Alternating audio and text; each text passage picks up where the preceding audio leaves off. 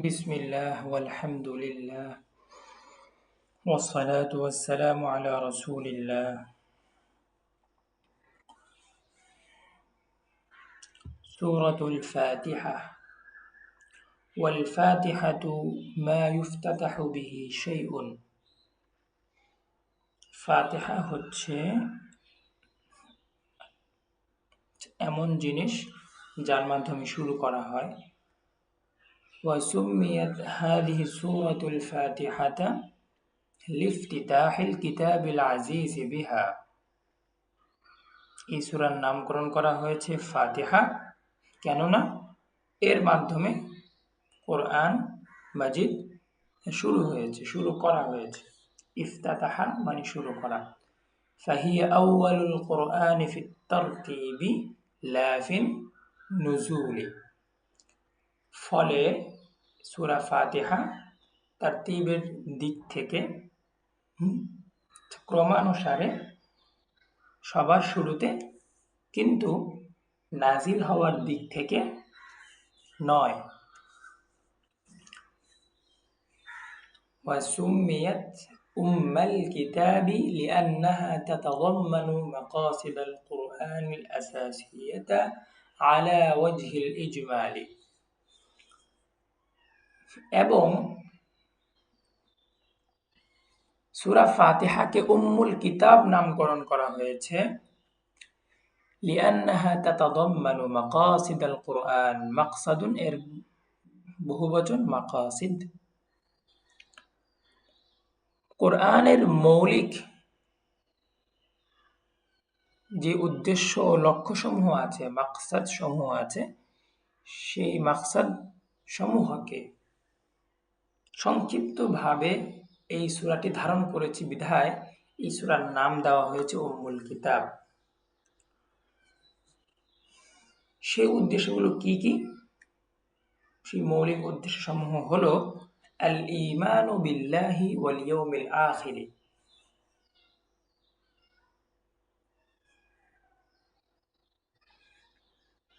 আল্লাহর প্রতি এবং শেষ দিন আখিরাতের প্রতি ঈমান আনা ওয়া ইফরাদুল্লাহি বিল ইবাদাতি ওয়াল ইস্তিআনাত আল্লাহকে ইবাদত এবং ইস্তিআনাত তথা সাহায্য চাওয়ার ক্ষেত্রে একক সাব্যস্ত করা والتوجه إليه بطلب الهداية إلى الصراط المستقيم এবং সিরাতে মুস্তাকিমের দিকে হিদায়াত তলব করার মাধ্যমে বা মধ্য দিয়ে তার দিকে অভিমুখী হওয়া والتضرع إليه ليجنبنا طريق المغضوب عليهم وطريق الضالين এবং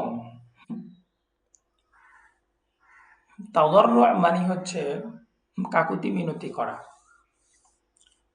তার কাছে কাকুতি মিনতি করা যেন তিনি আমাদেরকে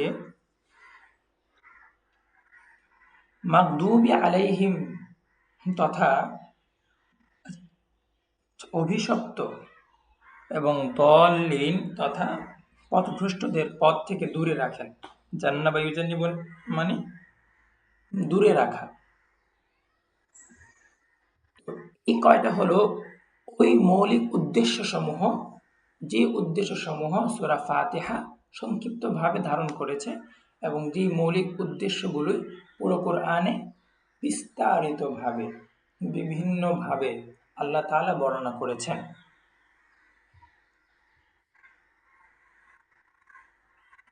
এবং এই বিভিন্নভাবে বর্ণনা করার এই ব্যাপারেই কোরআনে বারবার এসেছে উনজুর কাইফা নুসাররিফুল আয়াত এই ধরনের আয়াত কিন্তু কোরআনে বারবার এসেছে উনজুর কাইফা নুসাররিফুল আয়াত দেখো আমি কিভাবে ঘুরিয়ে ফিরিয়ে বিভিন্নভাবে বর্ণনা করছি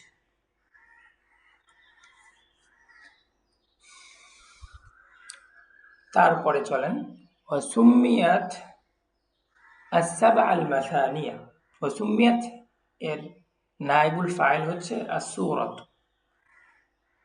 বা আল ফাতিহাতু। ফাতিহার একটি নাম হলো বা ফাতিহাকে নামকরণ করা হয়েছে সাবউল মাসানি নামে। কেন? লিআন্নাহা সাবউ আয়াতিন তুসান্না আই তুকাররারু ফিস সালাতি। কেননা তা 7টি আয়াত। সূরা ফাতিহা হলো 7টি আয়াত বিশিষ্ট। শাব্দিক অর্থ হচ্ছে 7 আয়াত। তুসান্না মানে হচ্ছে তুকাররর। তুকাররর মানে পুনরাবৃত্ত করা হয়, যা পুনরাবৃত্ত করা হয় নামাজে। ওয়ালাহা আসমাউন উখরা, তার আরো বিভিন্ন নাম রয়েছে। তার মানে ফাতিহা মিনহা আশ-শাফিয়াতু ওয়াল ওয়াফিয়াতু ওয়াল কাফিয়াতু। শাফিয়া এবং ওয়াফিয়া, আল কাফিয়া ওয়া সূরাতুল হামদি ওয়া সূরাতুশ শুকরি। এখন আপনারা কেউ যদি শাফিয়া, ওয়াফিয়া, কাফিয়া এই শব্দগুলোর অর্থ না জানেন, তাহলে আপনারা যে কামুস আছে, মুআজাম আছে, মাআজিমুল লুগাতিল আরবিয়্যা আছে, কোরআন, এই জায়গাগুলো থেকে এই শব্দের অর্থগুলো বের করবেন ইনশাআল্লাহ।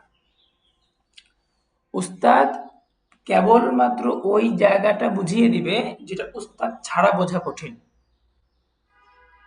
উস্তাদ যদি সব বোঝাতে চান, তাহলে এই কিতাব শেষ করতে আমাদের 3 বছরেরও বেশি সময় লেগে যাবে এবং এতে ফায়দাও কম হবে। উস্তাদ কেবলমাত্র ওই জিনিসটা বোঝাবেন যে জিনিসটা উস্তাদ ছাড়া বোঝা কঠিন। ওয়াহিয়া মাক্কিয়াতুন ওয়া মিন আওয়াইলিল কুরআনি নুজুলান ওয়া কিলা মাদানিয়াতুন। সূরা ফাতিহা এটি মাক্কি সূরা এবং কোরআনের প্রথম দিককার সূরা। নাজিল হওয়ার দিক থেকে কোরআনের প্রথম দিকের সূরা এটি। আবার ভিন্ন মতও আছে যে সূরা ফাতিহা হচ্ছে মাদানী সূরা। ওয়াকাদ জামাআ বা'দুহুম বাইনাল কাওলাইনি ফাকালা নাযালা মাররাতাইনি।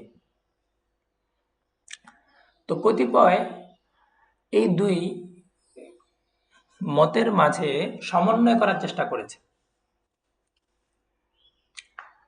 তারা বলেছেন নাযালা মাররাতাইন, মানে সূরা ফাতিহা 2 বার নাজিল হয়েছে। মাররাতান বিমাক্কা হিনা ফুরিদাতিস সালাহ, বুঝতেই পারছেন। ওয়া মাররাতান বিল মাদিনাতি হিনা হুওয়ালাতিল কিবলা, আরেকবার নাজিল হয়েছে মদিনাতে যখন কিবলা পরিবর্তন হয়েছে, বাইতুল মাকদিস থেকে কাবার দিকে যখন কিবলা পরিবর্তন করা হয়েছে। ওয়া মিন ফাদাইলি হাযিহিস সূরাতি আন্না নাবিয়্যা সাল্লাল্লাহু আলাইহি ওয়াসাল্লাম ক্বালা লিআবি সাঈদিল মুআল্লা লাউআল্লিমান্নাকা আ'যামা সূরাতিন ফিল কুরআন ক্বাবলা আন তাখরুজা মিনাল মাসজিদ। খুব সহজ ইবারত। ক্বালা ফাআখাযা বিয়াদাইয়া ফালাম্মা আরাদা আন ইয়াখরুজা মিনাল মাসজিদ, যখন নবী করিম সাল্লাল্লাহু আলাইহি ওয়াসাল্লাম সবচেয়ে মর্যাদাপূর্ণ সূরার কথাটি না বলেই মসজিদ থেকে বের হতে চাইলেন, আমি বললাম, ইয়া রাসূলুল্লাহি ইন্নাকা কুলতা লাউআল্লিমান্নাকা আ'যামা সূরাতিন ফিল কুরআন। আপনি তো বললেন যে আমি তোমাকে সবচেয়ে মর্যাদাপূর্ণ সূরাটি শিক্ষা দিব। ক্বালা না'আম আলহামদুলিল্লাহি রাব্বিল আলামিন। তা হলো আলহামদুলিল্লাহি রাব্বিল আলামিন এই সূরাটি। হিয়া সাবউল মাসানি ওয়াল কুরআনুল আযীম আল্লাযী উতীতুহু, অর্থাৎ তা হলো পুনরাবৃত্ত 7টি আয়াত এবং মর্যাদাপূর্ণ পাঠ্য, অতি পাঠ্য। আল্লাযী উতীতুহু, যা আমাকে দান করা হয়েছে। রাওয়াহুল বুখারী। ওয়া ফি হাদীসিন সহিহিন মা উনজিলা ফিত التوراة ولا في الإنجيل ولا في القرآن مثلها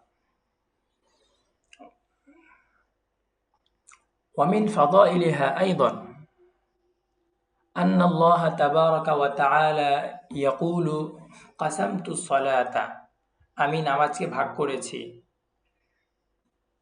বাইনি ওয়া বাইনা আবদি আমি এবং আমার বান্দার মধ্যে নিসফাইনি অর্ধেক অর্ধেক ফানিসফুহা লি ওয়া নিসফুহা লি আবদি এর মধ্যে অর্ধেক হচ্ছে আমার আর অর্ধেক হচ্ছে তার এখন এর ব্যাখ্যাটা কি হ্যাঁ এই ধরনের বিষয়ের ব্যাখ্যাগুলো উস্তাদি বলে দিবেন ফানিসফুহা লি এর অর্থ হচ্ছে যে সূরা ফাতিহার অর্ধেকটা আমার এর মানে হলো সূরা ফাতিহার যে অর্ধেক হচ্ছে প্রশংসা হামদ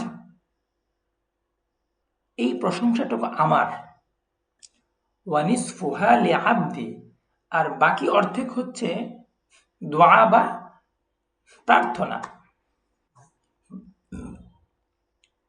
আর এই অংশটুকু হচ্ছে আমার বান্দার জন্য ওয়ালি আবদি মা সাআলা আর আমার বান্দা যা চেয়েছে সূরা ফাতিহার মধ্য থেকে যা চেয়েছে এটা আমার বান্দার জন্য বরাদ্দ করা হয়ে গেছে এটা আমার বান্দার জন্য আছে প্রস্তুত করা আছে ইয়াকুলুল আবদু আলহামদুলিল্লাহি রাব্বিল আলামিন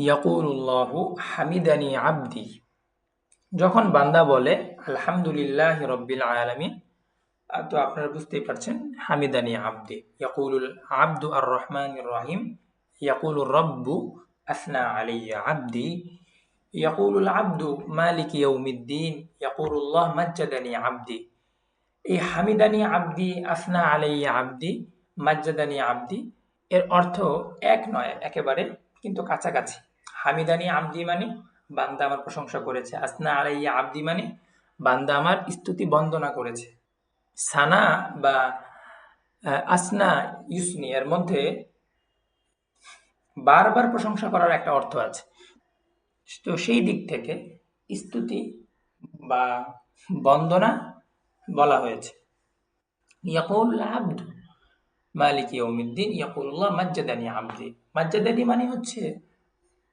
গৌরবান্বিত করা বা গৌরব বর্ণনা করা তো সেই দিক থেকে মাজ্জাদানি আবদি মানে আমার বান্দা আমার গৌরব বর্ণনা করেছে ইয়াকুলুল আবদু ইয়াকা না'বুদু ওয়া ইয়াকা নাস্তাঈন ইয়াকুলুল্লাহু আযজা ওয়া জাল হাযিহিল আয়াতু বাইনি ওয়া বাইনা আবদি এই যে দেখেন ইয়াকুলুল আবদু যখন বান্দা বলে ইয়াকা না'বুদু ওয়া ইয়াকা নাস্তাঈন তখন আল্লাহ তাআলা বলেন যে এই আয়াতটা শুধুমাত্র আমার না আমার এবং আমার বান্দার মধ্যকার একটি বিষয় কারণ আমার বান্দা চাচ্ছে এবং শুধুমাত্র আমারই কাছে চাচ্ছে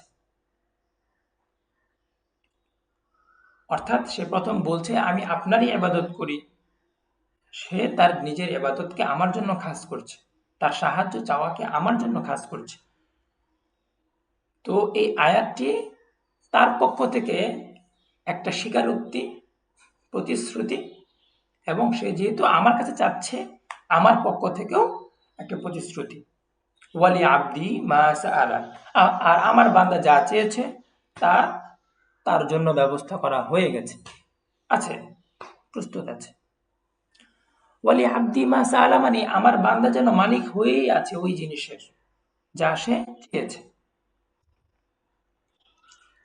আল্লাহ তাআলা চাইলে বলতে পারতেন যে ওয়াউতি আবদি মা সাআলা আমি আমার বান্দাকে দান করব যা সে চেয়েছে কিন্তু না তিনি এখানে জুমলা ইসমিয়া ব্যবহার করেছেন অর্থাৎ এখানে সে যা চেয়েছে তার জন্য তার চাওয়ার আগেই এই জিনিসগুলো সে মালিক হয়ে আছে সে চাওয়ার মধ্য দিয়ে তার এই মালিকানাটার দলিল হয়ে গেল বলা যায় যে সে এখন থেকে মালিকানাটা ব্যবহার করতে পারবে বা সে এটার ছাড়পত্র পেয়ে গেল ইয়াকুলুল আবদু ইহদিনাস সিরাতাল মুস্তাকিম সিরাতাল্লাযীনা আন'আমতা আলাইহিম গায়রিল মাগদুবি আলাইহিম ওয়ালাদ-দাল্লিন ফাহাউলাই লিআবদি ওয়া লিআবদি মা সাআলা। এবং এরপর থেকে বান্দা যা যা চেয়েছে, তো আল্লাহ তাআলা বলছেন ফাহাউলাই লিআবদি, এই সমস্ত কিছু আমার বান্দার জন্য, ওয়া লিআবদি মা সাআলা, এবং আমার বান্দা যা যা চেয়েছে সব তার জন্য হয়ে গেছে, মানে আছে, মানে এগুলো হয়ে গেছে তা না, সে চাওয়ার আগেই যেন তার জন্য এগুলো বন্দোবস্ত করা আছে, চাওয়ার মধ্য দিয়ে একটা ছাড়পত্র পেয়ে গেল।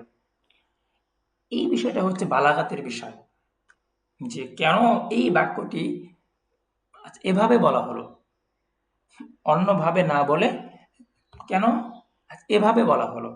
তো আপনারা যদি সহজে সহজে বালাগাত এর বিষয়গুলো খুব সহজভাবে হৃদয়ঙ্গম করতে চান, তাহলে আপনাদের উচিত হবে আত-তরিক ইলাল বালাগা, আমাদের আদিব হুজুরের আত-তরিক ইলাল বালাগা কিতাব সংগ্রহ করে, এটা যেহেতু বাংলায় লেখা, এটা মোতালা করা, তাহলে ইনশাআল্লাহ ফায়দা হবে। ওয়া আদাদু আয়াতিহা সাবউন মা বিসমিল্লাহির রহমানির রহিম ইনদা আম্মাতি আহলিল ইলমি।